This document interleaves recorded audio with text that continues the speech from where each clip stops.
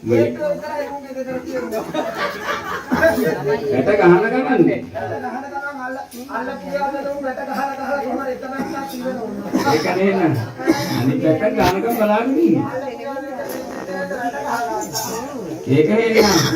දැන් මුත්තා කොහෙද මේ යන්නේ? ඉස්සරහට දෙන්නේ අයියෝ කවුරුත් යන්නේ. හරහාට නෑන්නේ. මං මුත්තා කොහෙද දෙන්නේ? නෑ යෝදේ මුත්ත මං මුත්ත ආවේ දැන. මං ආපුතා නෑ. ඔව්.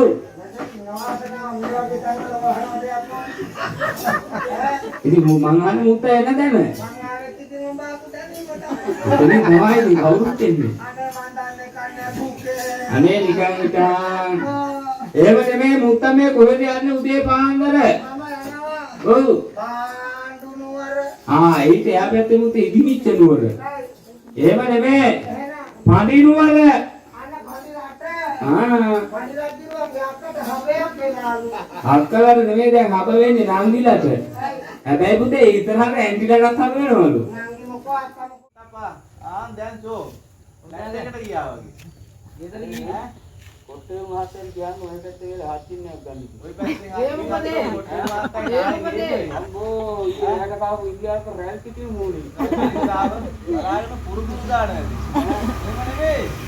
ඔය රාජු නෑ ඒක අකුලක් ඉස්සරහට දාන්න ඕන. කොට්ටට මම කීප දෙයක් කරනවා. දැන් අනිත් අකුලක් දාන්න ඕන. එහෙම නෙවෙයි.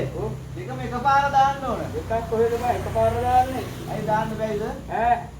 එකක් දාන්නද කියලා කෙලවලු. කෙලවෙලා? ඔව්. මට ඉස්ලා කැරගෙනකොට. දෙකම දාන්නද කියන්නේ? දෙකම එකපාර දාන්න ඕන. බොහොම ජාලට වාඩි වුණා. තාරාට බාක්කුඩ වාඩි වුණා.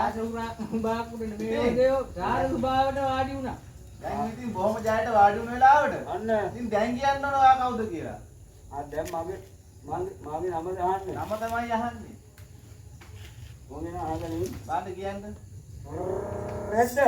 රෙද්ද? දම්පතියිද? වා රෙද්ද දම්පතියිද කියලා හෙලියල්ලෙන්ද මෙහෙ ආවේ? මොකද ඒ වගේද තියෙන්නේ? එහෙම නෙමෙයි. මේ රිද්ද දම්පතියිපේ. එරන් දම්ප පුකේ. දැන් නම් දම්ප පුකේ තමයි රෑනේ නම් බෙර ගහලා. එහෙම නෙමෙයි. එහෙනම් ඒ එරන් දම්ප රුකේ. වැඩ වාගත්තේ යන කරන්නා වූ ගීරකට